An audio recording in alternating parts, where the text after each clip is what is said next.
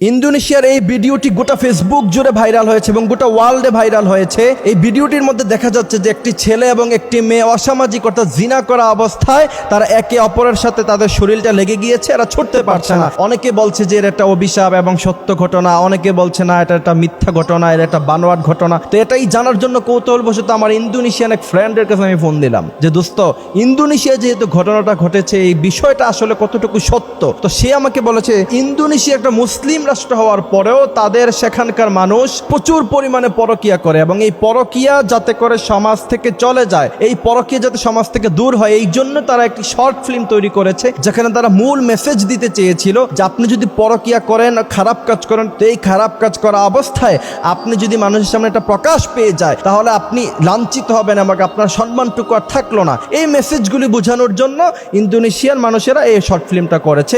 এটা মূলত একটা অভিনয় ছিল, এটা কোনো সত্য ঘটনা ছিল না। এইটা জানার কৌতূহল আমার সবচেয়ে বেশি লেগেছে এই কারণে, কারণ বিশ্বনবী সাল্লাল্লাহু আলাইহি ওয়াসাল্লাম তিনার উম্মতদের জন্য দোয়া করেছিলেন কয়েকটি দোয়া। তার মধ্যে একটা দোয়া ছিল আমার উম্মতরা যখন গুনাহ করবে, গুনাহ করার সাথে সাথে যেন আল্লাহ পাক তাদেরকে আযাব না দেয়। আপনি দেখেন অন্যান্য নবী আলাইহিস সালামের উম্মতেরা গুনাহ করেছে। ওয়ালুতান ইয ক্বালা লিকাওমিহি, লূত আলাইহিস সালামের উম্মতেরা যখন লাতাতুনাল ফাহিশা, এরা যখন ফাহিশা কাজের মধ্যে যুক্ত হয়ে গিয়েছিল, প্রচন্ড পরিমাণে এরা সমকামিতায় যখন লিপ্ত হয়ে গিয়েছিল, আল্লাহ পাক তখন তাদেরকে আকাশের মধ্যে এভাবে উঠায়া আবার জমিনের মধ্যে এমনভাবে তাদেরকে আছাড় মেরেছে, গোটা উম্মত একসাথে ধ্বংস হয়ে গিয়েছে। তো মুহাম্মদ সাল্লাল্লাহু আলাইহি সাল্লাম তিনার উম্মতদের অপরাধের কারণে এইভাবে সমূলে ধ্বংস করতে নিষেধ করেছেন। আরেকটি হচ্ছে কি, সাথে সাথে যেন আল্লাহ পাক আযাব না দেয়। আরেকটি দোয়া মুহাম্মদ সাল্লাল্লাহু আলাইহি সাল্লাম করে গিয়েছিলেন যাতে করে উম্মতে মুহাম্মদের চেহারা বিকৃত না হয়ে যায়। এবং বিশ্বনবী সাল্লাল্লাহু আলাইহি সাল্লামের আগের অনেক নবীদের উম্মতদের চেহারা বিকৃত হয়েছে।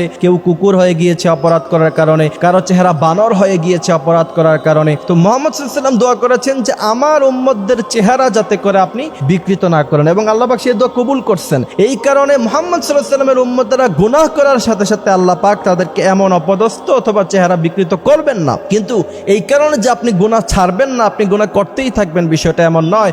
মুহাম্মদ সাল্লাল্লাহু আলাইহি সাল্লামের এই দোয়ার বদৌলতে আল্লাহ পাক এখনো পর্যন্ত আমাদেরকে সেফ রেখেছেন। আর না হলে কত মানুষের চেহারা বিকৃত হয়ে যেত, কত মানুষ, সম্ভ্রান্ত মানুষ, সম্মানী মানুষ কুকুরের চেহারা হয়ে যেত।